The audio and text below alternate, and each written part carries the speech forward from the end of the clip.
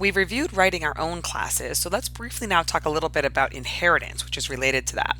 This video is not meant to be an exhaustive lesson on inheritance. This is just meant to be a brief review, and we'll focus really on the aspects of inheritance that we need specifically for our course. So again, this is not meant to be a full instruction about inheritance, but a little review of information you've hopefully already learned before, and also specifically focusing in on some of the aspects of inheritance that we'll use in this class. So inheritance is a design principle that exists in many object-oriented languages, and it essentially allows you to reuse code by designing a new class based on an existing class. So in Java, that existing class could be called a couple different things. You'll hear it called the parent class, the superclass, or the base class. So lots of times in Java, we have different names for the same thing. This is one of those times. 3 different words you might hear the existing class called. And then that new class you write that's going to be to inherit things or use things from that existing class, you'll hear called the child class, the subclass, or the derived class. So you'll either hear it called the parent and the child, the superclass subclass, or the base class derived class. All of those are accurate ways to describe it. Inheritance is used to represent an is-a relationship. So essentially what I mean by that is when you use inheritance, you write a child class or subclass or derived class, all different terms for the same thing, and that child represents an object that is a more specific version of the parent. So the child object is an example of the parent object. It's that type, but it's a more specific type. Okay, so examples might be parent class is bank account and child class is savings account and checking account. So a checking account is a bank account, it's just a more specific type. A savings account is a bank account, it's just a more specific type. Other examples might be student and undergraduate student, graduate student. So student is the parent class, undergraduate and graduate student would be the child classes, and undergraduate student is a student, it's just a more specific kind of student. Graduate student is a student, just a more specific kind. Again, so it's this is a relationship that is really critical for inheritance. Whenever you're thinking about inheritance, you want to make sure that your classes have that is a relationship. The child object is an example of that parent class, it's just a more specific kind. So when we use inheritance, when we create that child class, our child class inherits the characteristics of the parent. It inherits the methods and the data defined in the parent class. But we obviously want to do more than that, because if all we were doing is reusing everything from the parent class, what would be the point? We could just use the parent class. So we usually want to change what is inherited or add on to it. And we can do both of those things. We can add new methods and new variables beyond what's inherited. We can also change some of those methods that are inherited. We can change what happens when in the child version of those methods. So we establish inheritance with extends. So in our class header, we say, public class child extends parent. So that's the keyword that we use in the class header. Now there's some tricky things about inheritance and visibility. So I just said that the child class inherits all of the methods and the variables from the parent class, and that is true. But one thing that's a little bit of a subtle issue here is that if there are private methods and variables in the parent class, which if they're instance data variables, they should be private, and you might also have private methods, those private methods and variables, they are inherited. So they do get brought down into the child class. However, they cannot be directly accessed. Okay, so they're there, you just can't directly call them. That's a bit of a subtle distinction, right? So let's say, for example, in my bank account parent class, I have a variable for the balance of the account. So private double balance, okay? In my child class, checking account, for example, there is a balance in a checking account, right? A checking account has a balance, the amount of money that's there. So that variable is inherited. But if inside one of my methods I try to print it out, system.out.println balance, I'm going to get a compiler error. It's going to say, hey, that's a private variable, you can't access it. So I do inherit the variable. It is part of what describes my child object. I just can't directly access it. So if I want to get at that balance variable or whatever private variable it is, I just have to use the public and getters and setters just like any other class. So a child class doesn't get any kind of special access to private variables. It still has to use those public methods to access them. But the difference is that variable is actually part of the object. Okay, so that checking account does have a balance variable. It's just that in the code of the checking account class, I can't directly access it. Now you can choose to make your parent variables protected instead of private. A protected variable can be directly accessed in the child class. However, it can also be directly accessed by any other class in the package. So this doesn't give as much encapsulation as using private variables, which in general, we want to support encapsulation. That's another critical idea of object-oriented programming, the idea that data is kept encapsulated in the class that it describes, and that class kind of protects its data, keeps track of its own data, manages its own data, and also keeps it hidden from other classes. So that's how we want to, in general, write our classes. If we have protected variables, they're not as private, they're not as private and hidden as they would be if they're protected. So you really should have, in my opinion, a really good reason to make a variable protected.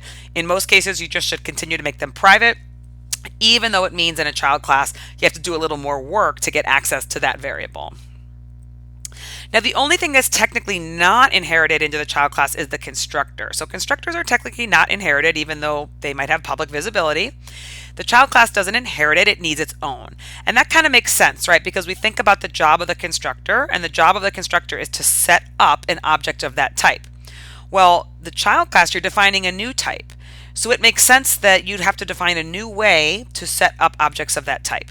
So the child classes will all need their own constructors. However, we usually do want to do the initialization or setup code that's contained in the parent's constructor. So typically, we would want to execute that code, but we don't have it, right? The constructor isn't technically inherited.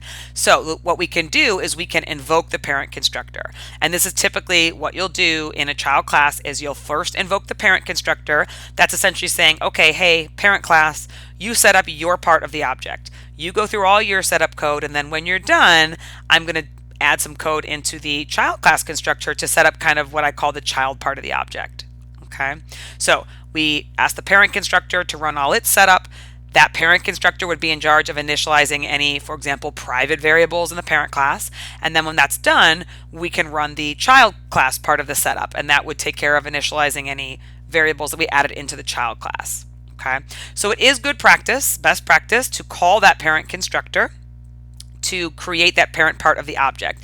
Now, it's possible that you might not have to, like maybe there are ways to set up the object through, public setters or something like that, but that kind of goes against, object-oriented principles. In object-oriented design, we want kind of each class to be in charge of its own information and its own functionality. And so by allowing the parent constructor to be called, we allow that parent class to decide how objects of that type get set up. We don't do it for the parent class. We let the parent class decide for itself. And then once that's done, we go ahead and add the additional whatever code we need on to set up the child part of the object. The way that we call the parent class constructor is with the super keyword. So super is one of our reserved words, and what it does is it calls the parent's constructor.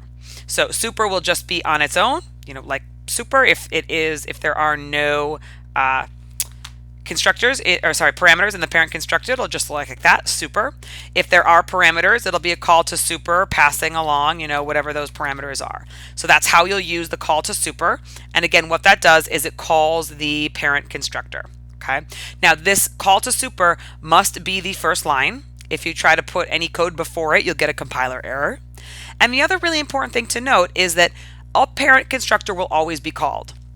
So if you don't put an explicit call, let's say you don't put any calls to super in your child constructor, then behind the scenes, Java will invoke the default constructor of the parent class. Remember that the default constructor is the no argument constructor.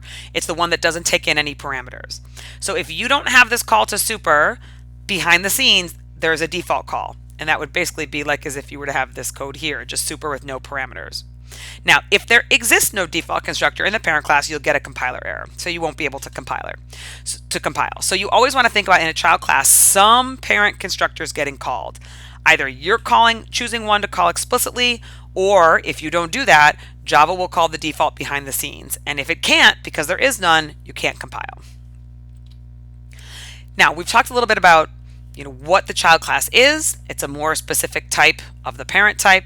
We've talked about setting up the object. So child has its own constructor. That constructor will invoke a parent constructor before completing its own setup code. But then we also have all these other methods that we've inherited. So all these methods in the parent class get inherited into the child class. And sometimes we don't want to do anything with them. Sometimes we just want to say, yep, however that method worked for the parent type of objects, I want it to work the same way for the child type of objects. But sometimes we don't want to do that. Sometimes we want to change it a little bit. Either we want to add something additional or we want to modify what happens. And so to do that, we do what's called overriding. So when we override a method in a child class, what we're doing is we are giving a new definition to that inherited method. We're saying, yep, I know that I had this method inherited from the parent class, but I'm going to give you my own implementation. This is how I want to do it in the child class. So that new method, that overridden method, will have the exact same signature. So same name, same parameters, all of that as the parent class, but the code inside will be different because that's the reason you override the method. You say, hey, I want to change this somehow. I'm going to override it. When you do an override, when you override a method in a child class, it is best practice to always use the @override annotation. Now, this is not required. Your code will compile without it, but it's best practice and it is good for error prevention. So annotations in general in Java, those are things with the little @ symbol. They essentially contain metadata about your code, so information about your code. And we're not going to talk about annotations more broadly, but it's just enough to know for this particular one how to use it and why you should use it. So with this particular one and other annotations, you can use them to create new compile time checks. So in addition to the normal compile time checks that Java will do, to make sure your code compiles and follows the syntax rules, these annotations can put additional compile time checks on your code. It's always a good idea to do checks at compile time whenever possible versus runtime, right? It's always better to sort out code at errors at compile time. What that @override annotation does is it ensures that your overridden method has the correct method header. Okay? If you do not, you will get a compiler error. So what I mean by that is, let's say in the parent class, you have a method, public void method. Okay? That's what you have in the parent class. And now let's say in the child class, you want to override that. So you say, okay, public void, but let's say, you misspelled it. Okay, or let's say you didn't realize it didn't have any parameters and you sent in an integer parameter. You made a mistake that way. If you don't have the override annotation, this code will compile just fine because Java is going to say, well, yeah, these are new methods in the child class. This one is mthod and this one is method with an integer parameter. Those are brand new methods. So it'll compile just fine.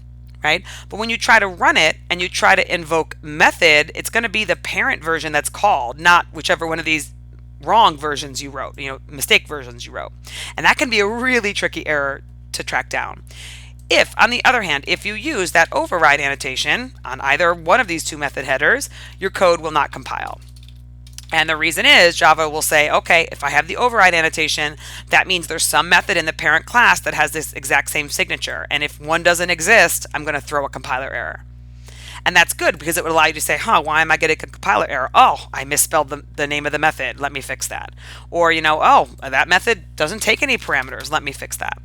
So I always recommend anytime you're overriding a method to use that override annotation. Again, your code will compile without it, but it's best practice and it's in your own interest to do so because it's your chance to catch at compile time any mistakes you have in that overridden method header. Now inside your overridden methods, the reason you're overriding the method is you want to either do something additional or do something different. So those are the reasons to override a method. If you want to have the same functionality in the child class that you do in the parent class, you don't need to override the method. You just use the inherited version. But if you want to do something different, what you can do is you can just write a whole new implementation. So if you just implement your child class method, that's the new version of that method. But a lot of times what we want to do is we do want to do what the parent method did. So we want to do all that code. We just want to do a little bit more. So it's like, yep, I want the parent class to do everything it normally does when that method's called, but I just want to do a little bit extra. That's a lot of times what happens in an inheritance setup. So to do that, what we need to do is inside that overridden method, we need to invoke the parent's version and say, hey, run that parent version first. And then after that, we add on whatever code we want. The way that we run that parent version is with super.the name of the method, passing in, of course, any parameters if they exist.